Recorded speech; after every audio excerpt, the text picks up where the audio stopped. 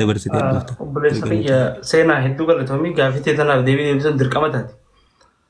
Seenaa kiyyanii miidiyaan haalaan fayyadamuu fedhu keessaa tokko Facebook. Ani galgala xiqqoo hanga sa'a 4-5 Facebook fayyadama. Hagan taa'ee mirqaanu son gartee anis TikTok kuni akkasitti guyyaa tokko faansa seeneetuma fa'aa muuziqaa itti banee yoon gaa'usee haqamaanu faana hin jette malee yoon gartee gizee waa dalagus wayis waan hin barreessuuf sagantaa waan kitaaba tokkos waan hin barreessu jiruuf Facebook fayyadamaa yaada namoota faana asitti gidduu waa barreessuudhaan fadha. Sababa sanii miidiyaan kun miidiyaa viidiyoo waan ta'eef yoon dhufee yeroodhaan isin seenee viidiyoo banallee viidiyoo nuu bani jaan komantii jalatti. Si harkuu feena maarree jan akkuma yaanni namaa kun garaagara jechuudha. Nama kan hunda gammachiisuu hin dandeessu. Saniifuu ifiifis yeroo kan waan hin qabuuf sanumaafin xiqqishoo miidiyaa feesbuuka sanarra feesbuuka irra wajjin bashannanuu ni dandeessan hanga xiqqishoo isaan asirratti turee dhufee seenuu jechuudha. Keessummaa fa'aa amma namni gizee taa'u nama fa'aa bira dhufa. Anama gizee namni na bira jiru namarratti taap godhaa maarree godhaa jechuun ni ulfaata. Nama sawaan hedduu zigaaluuf namni gizee na bira jiru namni xiqqishoo akkana miidiyaa irra beekamu miti namni miidiyaa irratti hin beekamne nama wajjin jiraatu kophaa hin jiraatu. Kanaafuu hanga namni waliin teenyee waliin taphannee keessummaan akkasitti gizee deemtee fa'aa boodan seena. Namni immoo amma halkan sa'a 4-5 nama biraa deema. Siigalee hanga san immoo Facebook irra waan turuufin akkasitti isin jalaa ture dhufa. Na hubattan jeetii yaada. Namarra teessee gaamma fakkeenyaaf ati amma taap jettee asirraa akkanatti akka mallee dubbachuu jiru kana dubbachuun wanniidha. Namni kun ni ulfaata. Sanumaaf malee hedduu walla natti tola. Karaa Feesbuukaatiin sheeridhaanis waa hundaanuu hordofu jira. Ni beektaa karaa Feesbuukaatiinis akkuma ta'etti Tiwiitera kan kee qofa hin qabne malee walaa Instagraamaa Feesbuuka keetii suuraa tan ta'etu irra jiraa'u. Suuraa ta'erra kaadhee akkanuma bas namni hundinuu ni beekaa. Thank you obboleessa bareedaa obboleessa akka kee jaalatu qabaachuu waan guddaa. Kama heddus jaalannaa gumaashi teenyallee hedduu jaalannaa. Amma warri biraa maal beektaa?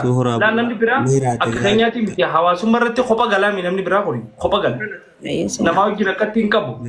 Guyyaallee banateetuma seenee maarree jaa. Nuti amma hawaasummaa amma nama guyyaa hawaasummaan qaba namaa wajjin takka waan bakka hedduu takka fa'aa nama dhukkubee fa'aa deemtee gaafa takka maal gootaa.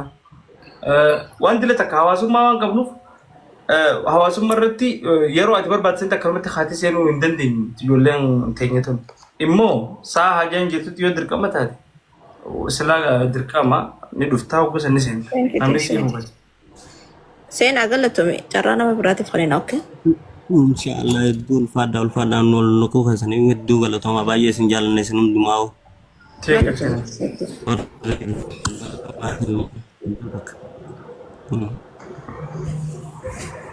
Hayyee maami.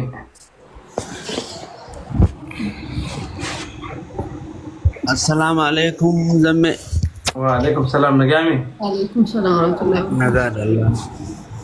Alhamdulillah.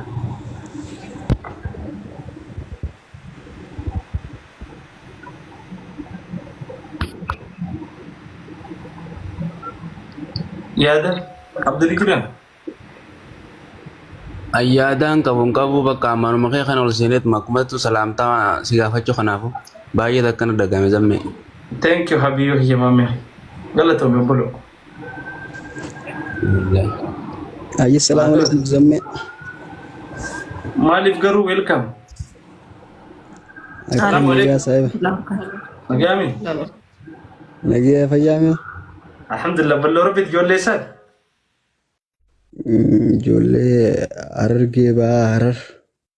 Haya. Adareeyyoo. Adareeyyoo. Nagee qabda ati fayya qabda. Nagaa wallahi ballo rabbiiti. Zammee baay'ee si jaalanna wallahi namaan hedduu miidiyaa kanarraa dinqisiifadhu tokko si. Thank you. Yaada babbareedaa yaada baqaa yaada barnoota dhaloota fuulduraatiif illee barnoota ta'uu nu kan nu birita. Thank you. Barnoota islaamaa namni mana barootaa dhaqee baratiin sirraa harkachuu jirra. Thank you bolo. Akkanumatti nu jabaadhu siin jaa wallahi zammee qiyya. Naa galatoome obboleessa kiyya bareedaa. ayyati Gaddisa.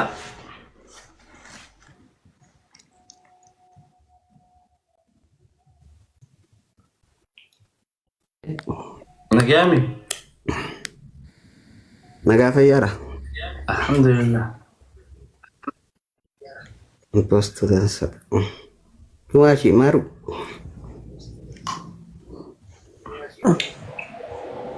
nagaa keessanii Alhamdulillah. inji keessanuu nagaa nagaa Jirreena.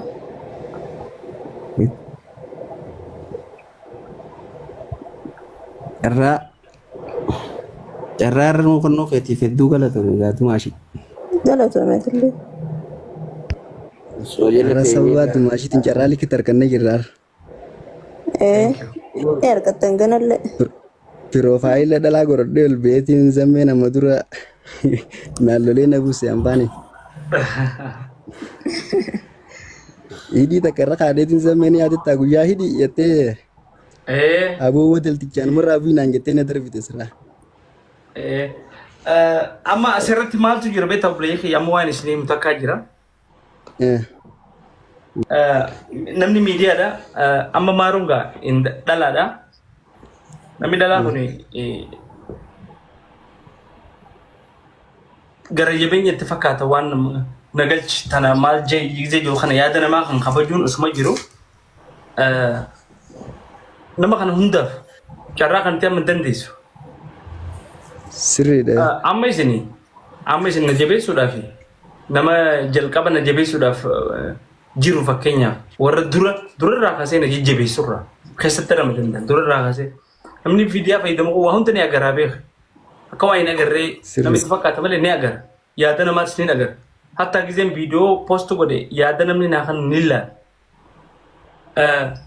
hunda kanaaf immoo deebisuu ni dandeessa hin dandeessu akkasii waan. nuti akkas nu godhuu keetiif odduu das nu jaa nuti itti bu'aarraa ni barzamme Kanaafuu namni yaada bareedaa tokko ilaalcha bareedaa tokko nama tokkoof guyyaa tokko amma fakkeenyaaf isin hin ta'in isin guyyaa hunda tokko tan ilaalaa oofetan namni biraa tokko gaafa nama tokko irratti waan gaarii takka tola dalage namni na hordofu kun guutuun akka nammataa isarratti tola dalagetti amanee fudhachuu qaba mucaan kun poozitiivaa ilaalchi isaa poozitiivaa jee akkasitti amanuu qaba. Amma fakkeenyaaf amma yoo kanatti isin hunda neenee amma fakkeenya yaada irraa baase jee saan nuuni geesse obboleeyyame isinummaan murteessaa. saa wal nuun geessu sirriidha carraan waan wal nuun geenyeef nuti nama homa meeqaa seelataa Kanaafuu jarri kun hundi gocha nan godhu simbachuu qabna kana akkan isarratti raawwadhetti amanee fudhachuu qaba. Yoo nama tokko akkan isin hunda ilaaluu qaba namayyuu yes saniifuu namni isin miidiyaa kanarratti anallee yoo ta'uu baate nama biraatillee yoo jaallattan namni isin jaallachuu qabdani nama poozitiiva jaallachuu qabdan nama poozitiiva gizeen jedhu nama ilaalcha gaarii namaa qabu nama kabaju kagartee hojii kana keessatti nama fakkeenyaaf galgala irraa gizeen taa'u usee viidiyoo banee wayin ta'a isinin intarteenti godhu jira asumaanuu haati manaa kiyyaleen akka hubattuuf waan hin barbaadu.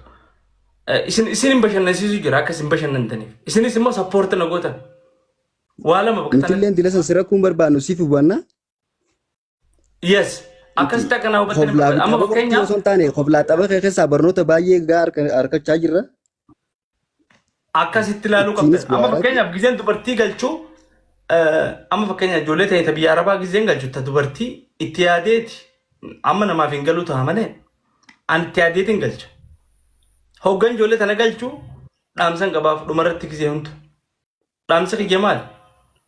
Dalagadhu akkana ta'e hin sobamin namni gisee dalagatee jijjiirame sanboota jabaatee gad dhaabbata jecha jettu jecha hoflaa wanni dura aansuuf heerumtee tuqamtee maariyya kana ija'uuf akka namni qaamaa qalbii waan kanarra kannee nama kana dhaggeeffatuuf namni yoo hin bohaarre gorsallee sirraan fudhatu.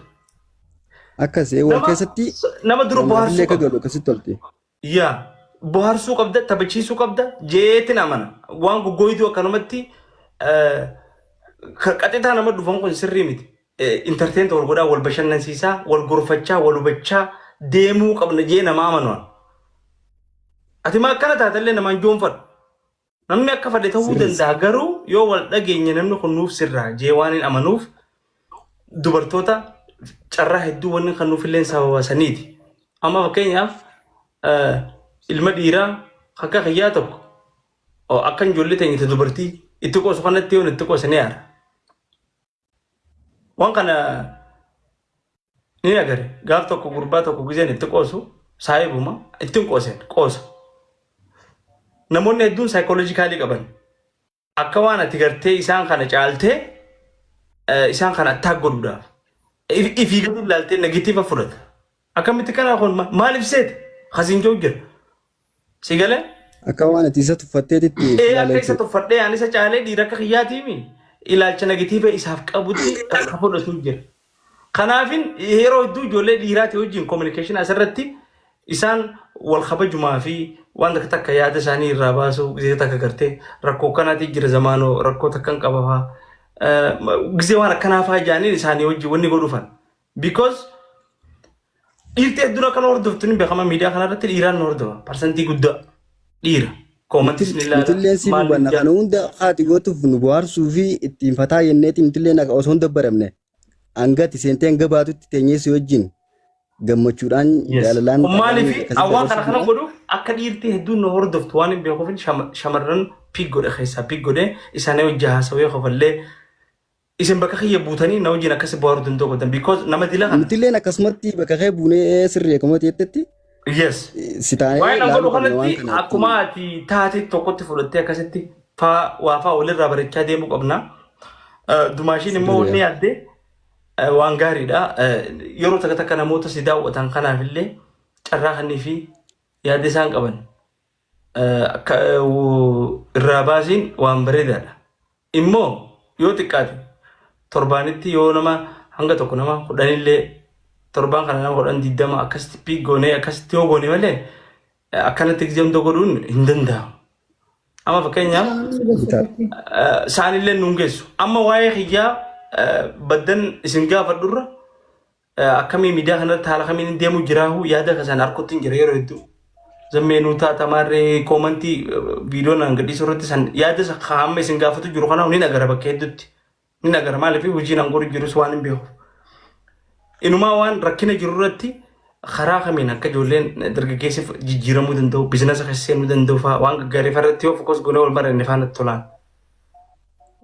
Taate bakka hedduus yaalannaatu sobanyaa bakka asii fi dumaashiinis warra umrii dheertee yeroo dheertuudhaaf hojii turre rabbisinaa godhu dumaashiis baay'ee jaalannaani. Thank you. Akkanumatti horaa wajjin harrii filadhaa isin jenna bakka. Thank you Habibi. Assalamu alaikum. Wa alaikum salam. Quraishi Dumaashi nagaa. Awwa teessira. Jirtanii? Nagaami nama gaa yeroo hedduu nagala turu keessaa tokko si. Dhugaadha hedduun si jala tura sababa keetiiniin dhiyeenya kana gargaarsa dabtara nama meeqaa gurree buusii masgiida akkasii jira masgiida tokko sababa keetii dhibba lama qaamii quree taqureeshii dijeetiin deemu jira wallahi qaamii ganamu. Thank you Habibi. Maqaa keetiin. Galatoomi wallahi. Hedduun si jaaladha Dumaashi isin hunda. Galatoomi. Thank you Habibi. Hedduun isin jaaladha. Galatoomi obbolofi. Thank you okay. Ayyee galatoomi sallaan. Assalamu alaikum. Assalamu alaikum zamme. Wa alaikum salam. Maru ni ga baka nama. Akkam nagaa. Naman gachi. Galchu amma booda dhaabesi. Okay. Hayyee. Akkam nagaa fayyaa. Fayyaadha king. Nagaa wallahi alhamdulillah. Alhamdulillah ballo rabbi maalik jette. Wallahi nagaa akkam hedduu si jaalalna hedduu si feena gin wanti ni sirraa na gammachiisa keessa. Wallahi waaniin mana barnootatti hin dhageenin jechoota ciccimaa jechoota namni irraa baratu meeqa sirraa dhagee. Thank you wallahi. Wallahi dhaamsa babbareedaa sirraa dhagee waa hedduu sirraa baradhee gin hangaan si hordofee galee baatii sadii akkanan caalu. Hangana keessatti waa hedduu sirraa dhagee maaliif jecha tokko gisee nama tokko hojjaa suutee deebite dhaamsa keessa Gizee mana nama tokko jaasu ite gorsa keessa dhaamsa keessa sanuma keetiin naatee baqqaan. Thank you habibi khiyya wallahi. Fooloorsiin kun sitti qaatee ganaa silaa miliyeenaaf si mala wallahi zamanii khiyya nama sin geenye san qaba ammallee si cina jira san yoo lakka taatu jajjabina si Okay, oolu. thank you. Galatomi king khiyya wallahi. Ayyee gizi galatoom zammee khiyya. Abshir anytime wajjin jirra. Wasi umaa abshira.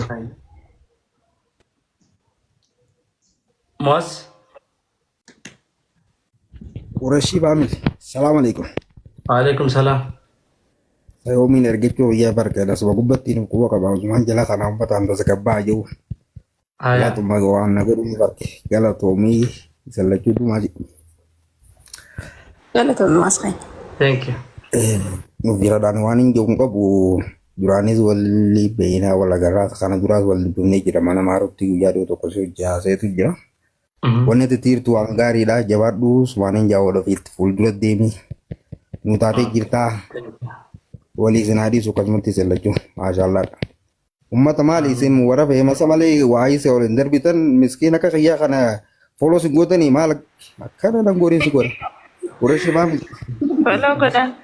Ajaa'ibumaan na qabatamee dila kana taa'ee Accounti Sushan Jokuni nama YouTube khiyya naaf hojjetu video maree namaxxansu accounti Sushan Jokanallee follow na godhan guys.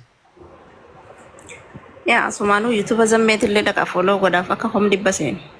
Subscribe godhan. Subscribe jaaniisa foloo barree asirratti okay. Follow as akanta simba. Yaa subscribe godhaaf. Ya subscribe godha Sushan Tube ja linki TikTok ya wani TikTok jalan harkatan. Yaa. Nama kuma 58 sama sagal kun jaatama kana gabana fakkaata. Yaa kum dhibba galtaama. Sushan Tube ja khoni gurban Sushan Jokun ka TikTok irra jiru khoni editara fi manajera asumaanuu isallee follow godhan follow isaa guddisaaf dirqittiin YouTube keessaa fidee dhufees. Yaa asuma TikTok keessa seenaati. Ni jiraami TikTok keessa? TikTok jala ni jira. Achi dhaqaatiti. Namni nu jaalattan godha. Keessaafuu namni ani hedduun isaan kabaja faamilii zammee. Torba baatii tana keessa galchaanii agarsiisa. Kuma dhibba. YouTube kiyya namni subscribe godhee commentii godhee share godhee nama sadi nama afur surprising qabaaf YouTube jalatti YouTube kiyya subscribe nama godhee commentii isaa laalee yaada isaatti fudhadhee nama share godhee nama hedduu subscribe goosisee wanni jee badhaasan qabaaf linkiin wanni kiyya jala ni jira. Jala. Sushan kana kajoo kanas follow godhan. Yeah. Challenge ni qopheessina badhaasa garaagaraas ni qopheessina YouTube kee subscribe godhaa kuma dhibba galchaa kuma 60 irra jira. Follow godhan Sushan kana. Nama jabaadha follow godhan. Kanaaf linkiin profile kiyya jala jira. Maqaa yoo barbaaddan maqaa YouTube kiyyaa Sushan Tube jaa. Maquma mucaa kana moggatti Tube itti daataniiti YouTube irra search gootan. Namni 300 amma hasari jiru kun deemtee subscribe naa gootan 300 dabaree. Kiin hin jiru jechaa jiranii barza. Ni jira malee. Commenti jalatti akkas jaanii kataban.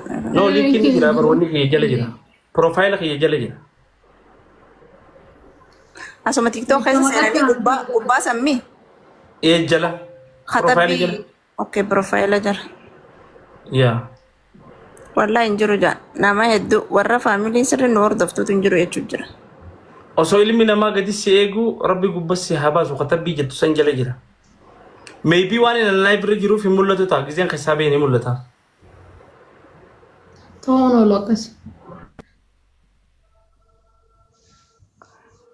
Hin jiru jechuun jira.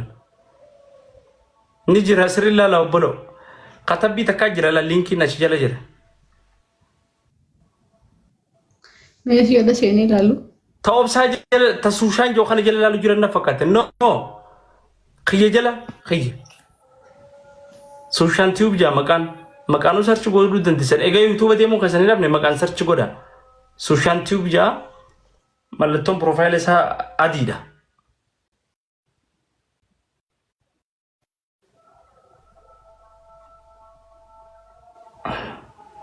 هنا خان خطبين يمولتها في كتي